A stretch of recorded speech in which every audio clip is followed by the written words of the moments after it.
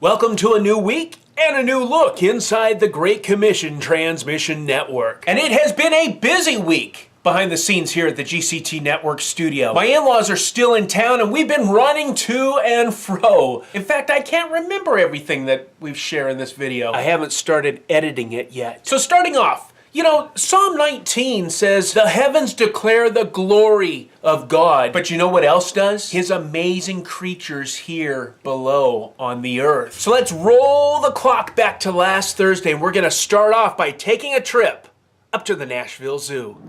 It's day one. See, it says it right here somewhere. We're making the long drive up to Nashville to the Nashville Zoo. There's the boy. You remember on the last vlog, we had a little mishap with the van while I was driving into town. The alternator gave up the ghost. Well, that's because it threw the belt. The belt tensioner came apart, and so the alternator couldn't alternate. Hence, the battery light came on. When my in-laws are in town, we can't fit everybody in the one van, and so we have to take two cars.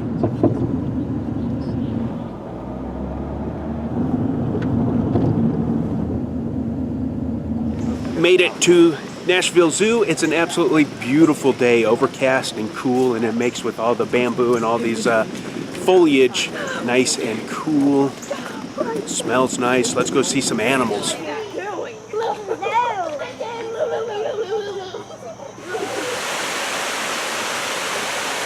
We're inside their New World display exhibit thing building, and so there's going to be all kinds of wonderful creatures. Rocky Island's by day. Giant cockroach. Nice.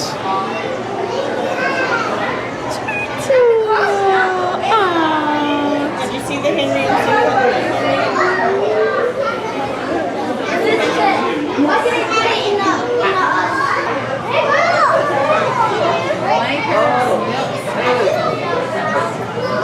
This is a Harry Potter moment. And I thought those other snakes were big.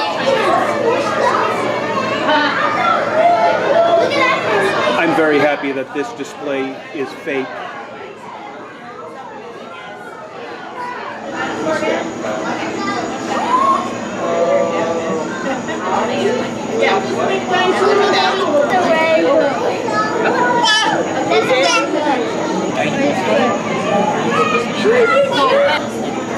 She likes the rainbow. Next stop, Safari Loop or Jungle Loop or whatever they call this loop. Kangaroos! And when they act unbecomingly, they're kangaroos. Always take time to stop and smell the zebras.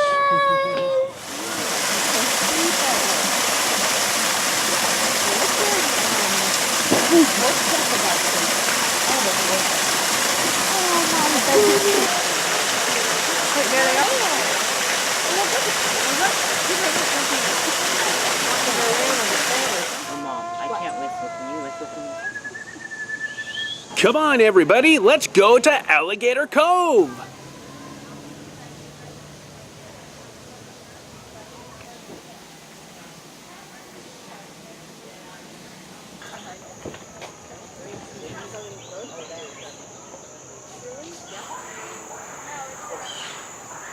The bamboo walls, they're closing in on me.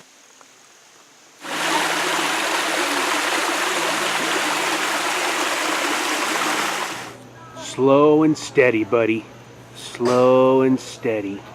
There's a goat in my bucket, dear Liza, dear Liza. There's a goat in my bucket, dear Liza, a goat. Finished one loop. That was only about a third or a quarter of the park. We have a long way to go. Right now we're in Africa. We're gonna go and find us some elephants and bears.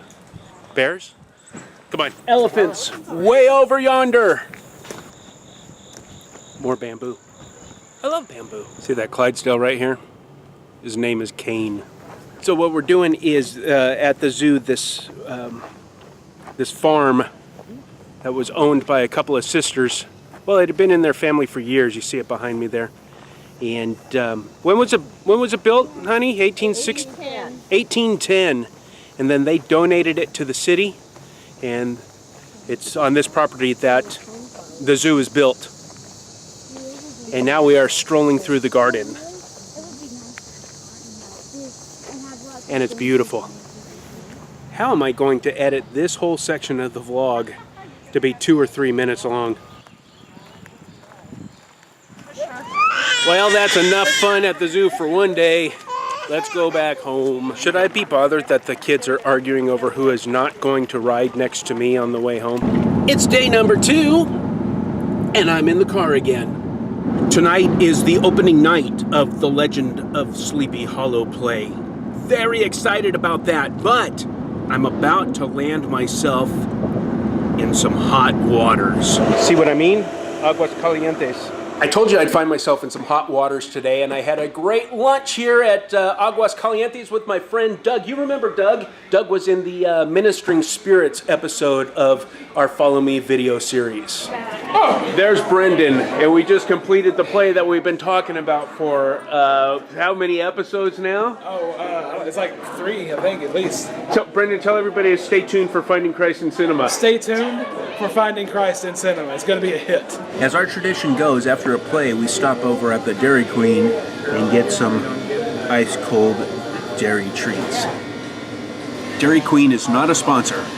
Sitting here at the beginning of day 3, it says so right here. Still thinking about the play last night. It was great. Probably, dare I say, one of my favorite plays that my kids have ever been involved in. And they have been involved in tons of productions.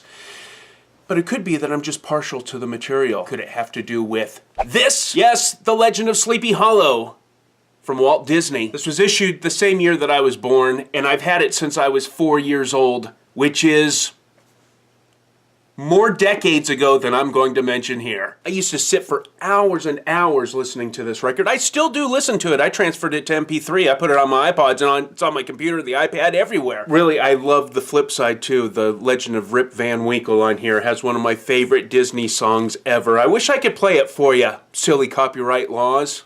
Extra special thanks and shout out to whoever can find me a t-shirt of this. See this?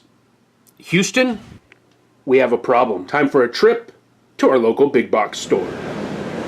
My goodness, this is a mess of doorknobs. Seriously, there's hundreds of doorknobs on this aisle, different styles. I think this is what I need. I like being an American. I like living in the United States.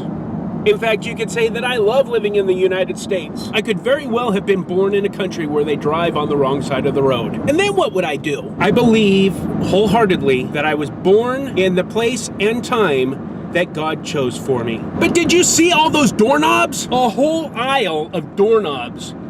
Different colors, different shapes, different sizes, all kinds of configurations. There's a word for it that I can't recall right now, but it is basically choice paralysis. There's too many choices. One time my wife sent me to the grocery store and said, would you pick up some stuffing? I want to make some stuffing with some chicken for dinner tonight. Sure. I go into the grocery store and there was literally 2/3 of an entire aisle filled with different kinds of stuffing. And I was paralyzed. What do I pick out? I had to call her. And what she told me to get, I would have never have picked. In George Orwell's book 1984, he would have written something like, choice is slavery. I don't know what the opposite of that would be. I've tried working that out in my head before I recorded this segment. I can't come up with it. But having lots and lots and lots of choices is not necessarily a good thing. In fact, often it's the opposite. That can be the cases for churches too. Why would somebody step through the doors of your particular denomination and not the one across the street? Especially those who are unchurched. These are questions I'm asking you, not telling you. Did I ever tell you that this is my second favorite hat? We hope that you enjoyed this episode of Inside the Great Commission Transmission Network, the vlog about nothing, yet everything that happens behind the scenes here at the GCT Network studio. New episodes right here every Thursday, Lord willing. We invite you to subscribe to our YouTube channel by clicking this or using the link in the description below. If you'd like to support and help expand our ministry here at the Great Commission Transmission Network, go to our website at GCTNetwork.com and click the Donate tab that's up in the top menu, or you can use the link in the description below. And we do appreciate you supporting us by commenting on and sharing this very video using all the options down below. And until next time, This has been your Great Commission transmission. You are tuned in to the GCT Network. This is your Great Commission transmission. At GCTNetwork.com. Great Commission transmission. This is your Great Commission transmission.